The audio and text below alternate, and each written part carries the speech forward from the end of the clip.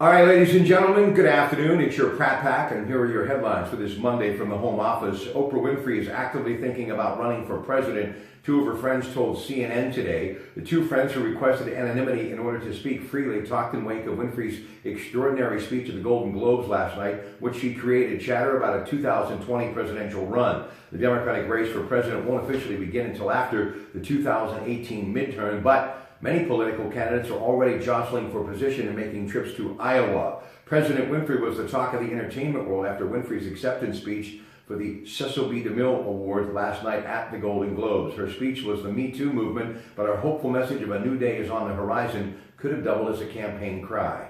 Meanwhile, the CEO of the parent company for publishers Michael Wolff's Fire and Fury shot back today to last week's demand from President Trump's attorney that they should cease and desist.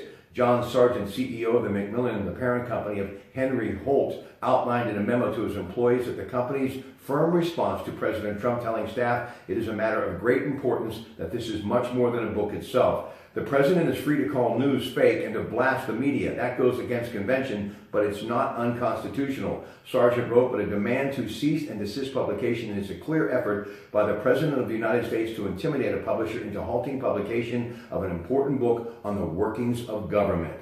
Now, sports news. Just trending in the last hour, Matt Nagy, the new head coach of the Chicago Bears, most recently the offensive coordinator of the Kansas City Chiefs. To recap yesterday's action in the NFL, Jacksonville over Buffalo 10-3. They will play the Steelers Sunday at Heinz Field at 1 o'clock. And New Orleans defeated Carolina 31-26. Coming up this weekend, Saturday, it's Atlanta at Lincoln Field against Philadelphia at 4:35 on NBC. Then it's Tennessee at Gillette Stadium to take on New England at 8:15. Watch it on CBS, KDKA TV2. Sunday, following the Steelers hosting Jacksonville at 1. By the way, that game on CBS, and we will be with the Coons Market Black and Gold Sunday show beginning at 11 at Rivers Casino. It's New Orleans at Minnesota at 4:40 on Fox. Penn's got an overtime goal from Ageni Malcolm, his 17th, with an assist from Phil Kessel, and defeated Boston 6-5. Ladies and gentlemen, tonight at 7, we begin with the Allegheny Health Network program Medical Frontiers with Dr. Gerald Pfeiffer. The topic, Ask the Doctor Anything. And then in the 8 o'clock hour, Greg Gaiulis and Bob Dvorak join me to talk the college football championship game tonight between Alabama and the University of Georgia. And we'll also look ahead to the Steelers-Jacksonville matchup, and then a lot to get to for the final 2 hours in the way of open talk. I hope you'll join me. Good afternoon.